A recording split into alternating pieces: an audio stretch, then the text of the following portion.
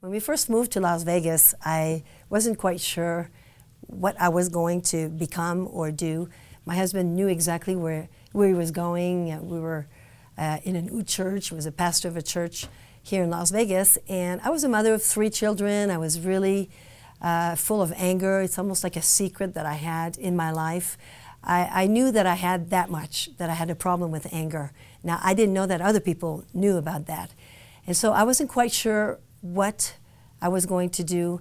And I know that my husband at one point said, "Is there a day that you're not angry? Because I'm looking forward to that day." And he says, "I don't have to do this, and I don't have to be married and have this kind of life where there's so much anger in the home and the kids are, you know, they don't know, they walk on eggshells." And I was like a perfectionist with them, and everything had to be perfect because I was full of fear, and of course there was a lot of pride in my life. It felt like anger was controlling me instead of me controlling it, because getting angry in itself is not something that's bad, but it's what you do with it.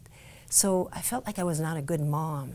But when he said that day, I decided that I was going to listen to what he was saying. And one night I was awakened. I remembered this verse that I'd read in the Bible. It says, "A harsh word stirs up anger, but a gentle answer turns away wrath." Mother's Day was coming up when I was awakened in the middle of the night, and I had a lot of guilt about it. I had a great mom. It wasn't about that. It was me, how I felt about me being a mom and all the mistakes that I've made and all the times that I've yelled at my kids and probably, you know, emotionally abused my kids, not physically. So I had a lot of that. And that night, I really asked God to forgive me for that. And I said, "Lord, I need your help to make some changes in my life." So when I woke up I went back to bed, and I woke up the next morning, I asked my husband to forgive me for that anger. And I said, you know, I'm going to do everything I can to change, and I'm going to go get some counseling. I'm going to admit to my kids that I have a problem with anger, you know, as if they didn't know already. But they were 5, 8, and 11 years old at the time. So I made myself accountable to others and began, you know, on that journey of controlling my anger instead of my anger controlling me.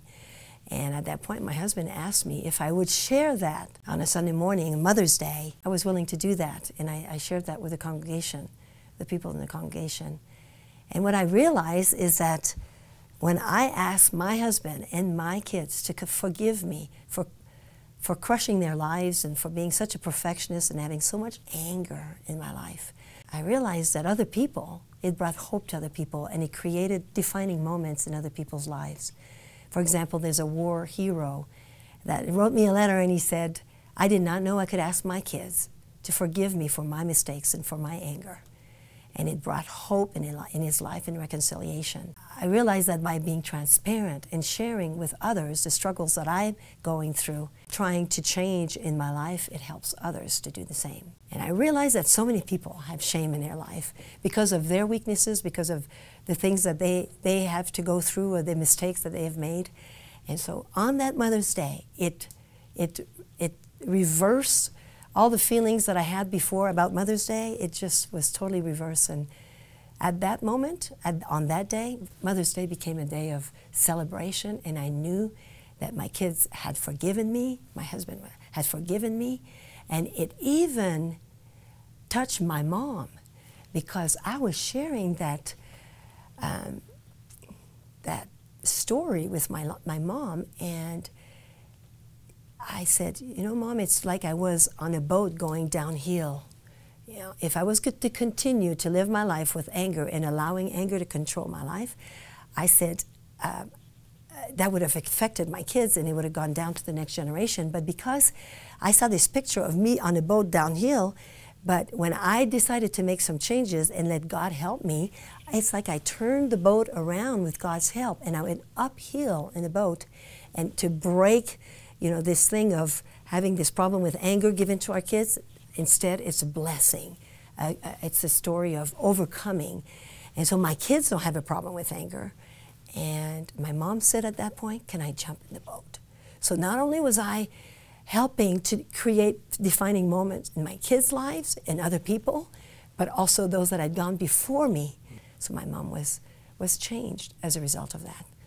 I really want to encourage you, because even though you might think that the only thing that you have in your hand to offer the world is either anger, pride, or addictions or whatnot, I want to encourage you to jump on the boat with me and stop this boat from going downhill and crashing. But with God's help, you can turn that boat around and go uphill, which is a really, really tough thing. But with God's help, there is nothing that God cannot do with something that was shameful in your life. You stretch your hand to Him, and He will turn it into a defining moment. I was angry and full of shame, but now I've been set free and transformed.